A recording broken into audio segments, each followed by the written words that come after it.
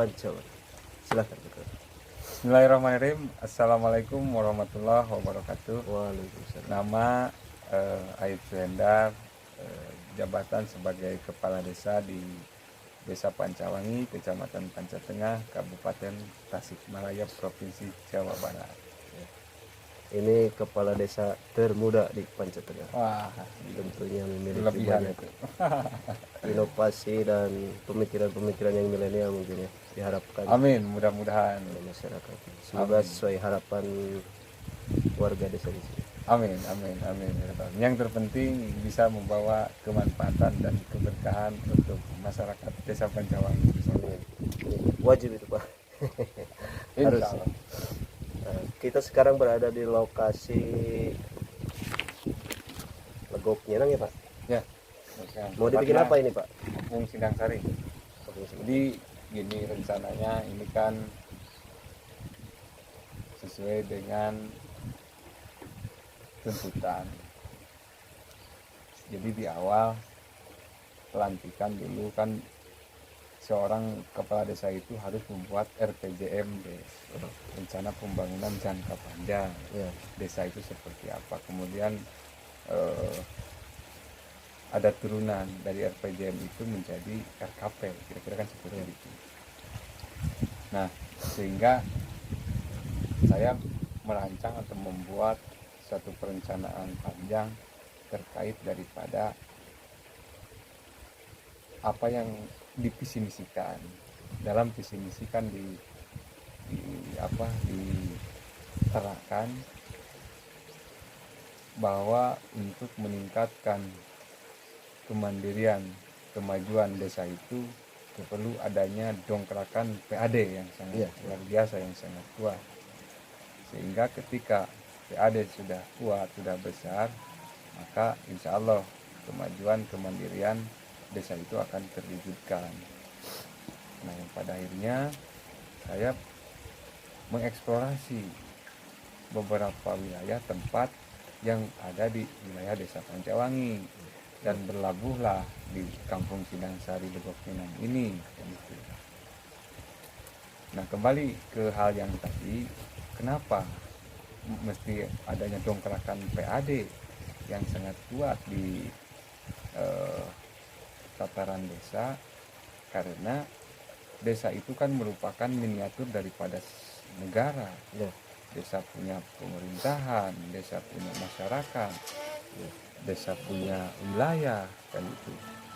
Nah, sehingga idealnya desa pun sama, memiliki prinsip yang sama dengan sebuah negara, gitu kan. Jadi kenapa hari ini negara bisa membangun? Karena negara itu memiliki APBN, pendapatan, gitu kan, yang bersumber dari BBK, gitu kan, pajak atau segala macam, gitu kan, tol segala macam. Nah, dikumpulkan dalam satu kas negara, kemudian dibagi-bagilah si pendapatan tersebut untuk sektor pertanian, pariwisata, kesehatan, pendidikan, segala macam, kan itu. Nah, idealnya sebuah desa pun sama, memiliki prinsip seperti itu. Jadi tingkatkan PAD-nya agar pembangunan itu tidak tergantung kepada pemerintah kabupaten, provinsi atau pusat, kan itu. Ketika kita sudah memiliki PAD yang sangat besar, pembangunan kita itu tidak usah tergantung kepada atau tidak usah menunggu kepada Mencipta kemandirian. Nah, baru akan lahirlah kemandirian di sana, kan itu. Nah, maka dari itu visi misi saya kuat untuk bagaimanakah mendongkrak PAD di Pancawangi ini besar, kan. Nah, terkait dengan perencanaan ini adalah merupakan salah satu di antara yang lainnya untuk bagaimanakah mendongkrak daripada PAD itu. Program perencanaan yang dilakukan di sini yaitu sebenarnya berawal dari embung desa, dan jadi ini mau dibikin semacam embung, tempat penyimpanan air, karena saya melihat situasinya sangat tepat berada di dataran tinggi, kemudian bawahnya batuan, soalnya batuan kedap air, jadi paling bisa lama menyimpan air. Nah, kemudian melihat daripada manfaat embung. Embung itu kan sangat ragam manfaatnya. Ya, ya. Embung bisa kita gunakan untuk pengairan, Betul. embung kita bisa gunakan untuk pertanian, embung kita bisa gunakan untuk perikanan, bahkan embung juga kita bisa gunakan untuk destinasi wisata Ya, kan betul. gitu. Misalkan dengan catatan kita mau menginovasi gitu kan terkait daripada sarana-sarana yang berada di sekitar wilayah embung tersebut kan itu. Dan kami pun insya Allah berencana di sini program inovasi selain daripada embung ya nanti akan dieksekusi juga terkait kolam renangnya, area jogging tracknya, kemudian lapang polinya juga, bahkan di sini insya Allah akan disiapkan terkait daripada tempat makan, area pagelaran dan banyak lagi kan itu. Jadi intinya bagaimana kami bisa memaksimalkan potensi yang ada di tempat ini untuk menunjang daripada peningkatan PAD Desa Pancawangi. Dan ini salah satunya, tapi bukan ini saja, dan ini salah satunya. Tapi kami ingin menyelesaikan dulu ini, baru melirik yang lainnya. Ini akan dibikin center point di Pancawangi gitu. Jadi Kemungkinan seperti itu. Kemungkinan seperti itu. Soalnya saya melihat seperti ini. Pancawangi itu hari ini butuh wadah, butuh tempat, sehingga orang ketika kita sudah mendapatkan wadah itu ada alasan orang untuk datang ke Pancawangi. Ya, betul. Ada alasan orang untuk mengenal produk-produk di Pancawangi. Ada alasan orang untuk mengenal apa yang menjadi khas di Pancawangi. Kesemuanya itu tanpa adanya wadah sulit untuk diekspor dan dipublikasikan. Maka dari itu nanti juga akan disediakan semacam stand-stand atau tempat-tempat, ini hasil kria, ini hasil makanan, ini hasil kesenian. Pada akhirnya orang ketika datang berkunjung ke sini, oh tahu, oh ini khasnya, oh ini produknya, oh ini kesenian, kan semacam expo gitu ya Pak? Ya semacam seperti itu. Kenapa Pak ini bisa kekeh gitu ingin menciptakan ini gitu? Soalnya gini, beberapa kali mengeksplor tempat di wilayah Pancawangi, ada titik-titik lain juga selain di Pancawangi. Kenapa lebih kekeh gitu untuk di sini? Jadi tempat di sini itu kalau dilihat dari pemukiman penduduk terbilang tidak begitu jauh, dekat juga tidak begitu dekat, sehingga sangat pas tempatnya, strategis, sinyal normal, itu kan air ada kan itu. Dari dampak terhadap masyarakat juga tidak begitu akan ada dampak yang nyata, sehingga kami memiliki keyakinan penuh untuk bagaimana kami menempatkan dan menyelesaikan terkait daripada apa yang direncanakan. Ini kan menciptakan lahan seluas ini Pak tidak mudah, pembebasan lahan, polemik dari masyarakat. Ya. Apa kendala paling berat ini Pak? Yang dirasakan sebenarnya ketika berbicara tentang bab kendala yang nyata itu nggak ada. Karena apa?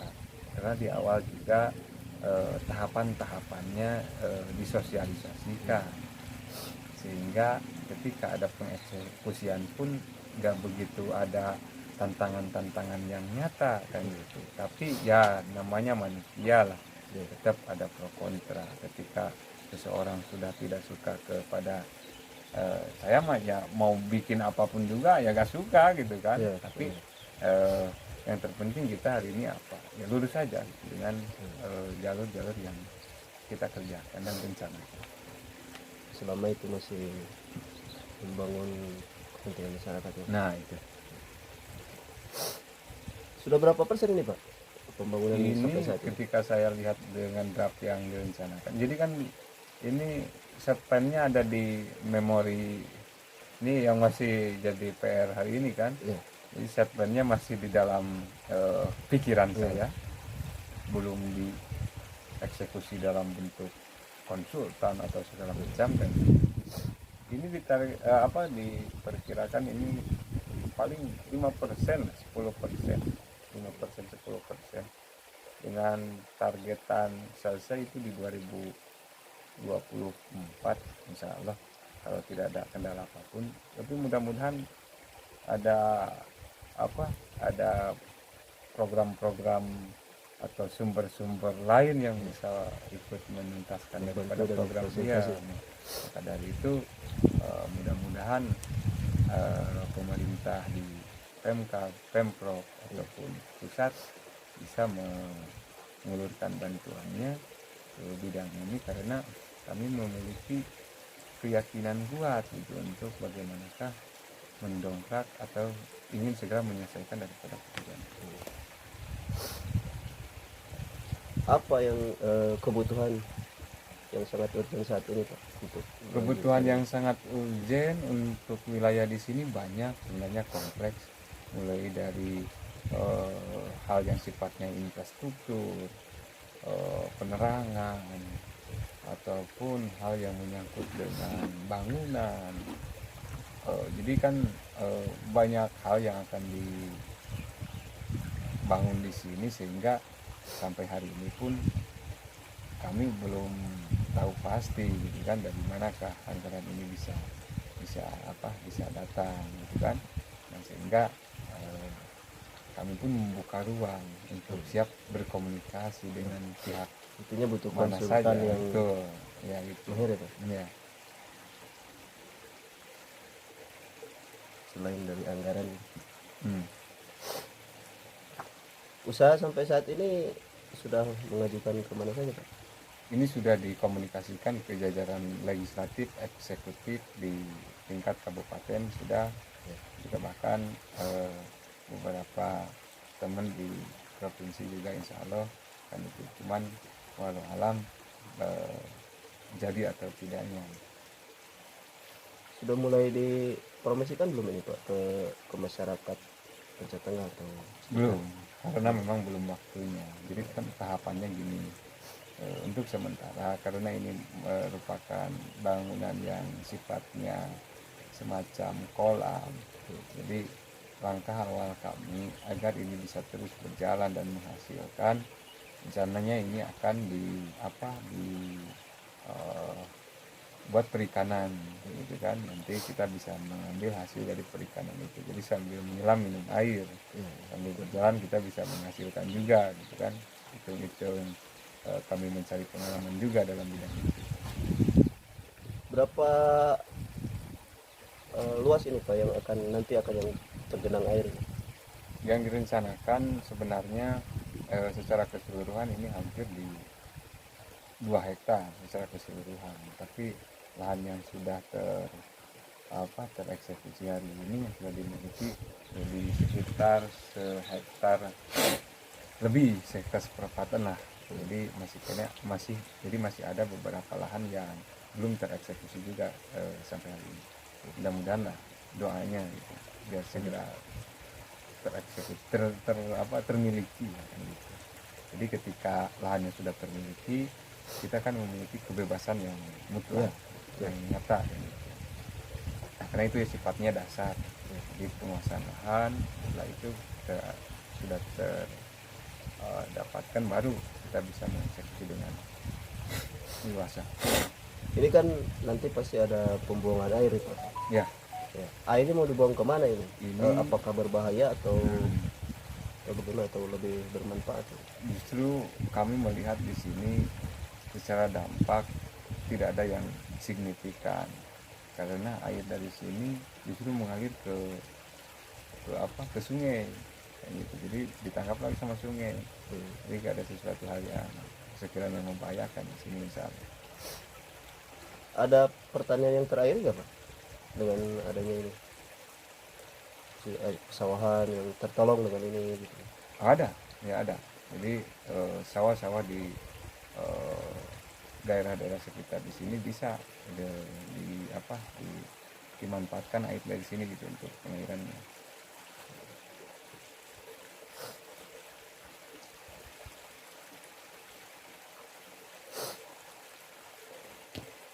berapa ribu Pak penduduk di sini?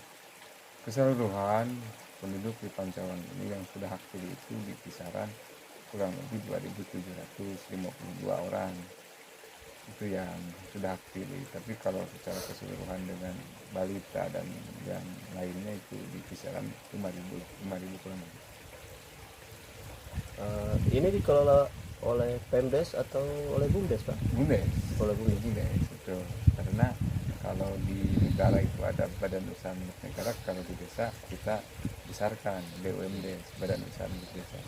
Kita dorong itu percepatan keefektifannya. Selama ini anggaran yang digunakan anggaran Bumdes atau dari Pemdes?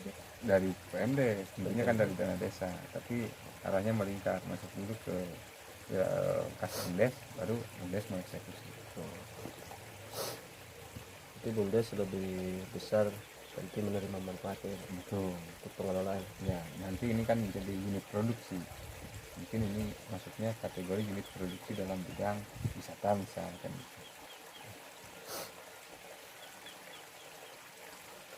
Mungkin itu saja untuk hari ini. Mudah-mudahan di lain waktu kita bisa ketemu lagi.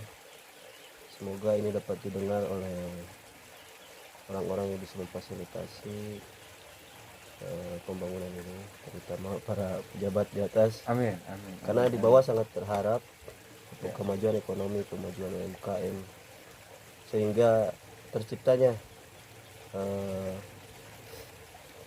kemiskinan berkurang dan kecerdasan tumbuh. Itu karena salah satunya faktor ekonomi yang tumbuh itu akan terkuras. Mudah-mudahan kita berjuang di bawah bisa membantu membangun Indonesia dari pinggiran. Salam dari desa untuk Indonesia. Ini dari desa Pancawangi, pemuda yang punya semangat tinggi. Assalamualaikum warahmatullahi wabarakatuh. Waalaikumsalam.